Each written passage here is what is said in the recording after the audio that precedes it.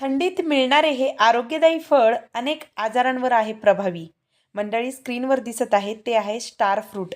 Star फ्रूटमध्ये vitamin C, vitamin B, लोह, calcium, sodium, potassium यासारखी खनिजे असतात. यात अँटी इन्फ्लॅमेटरी आणि अँटीऑक्सिडंट गुणधर्म असतात.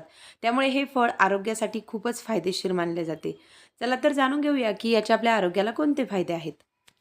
नंबर 1, वजन नियंत्रणात राहते.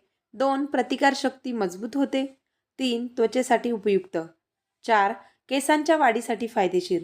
आणि 5, कॅन्सरसारख्या आजाराशी लढण्यास मदत करते.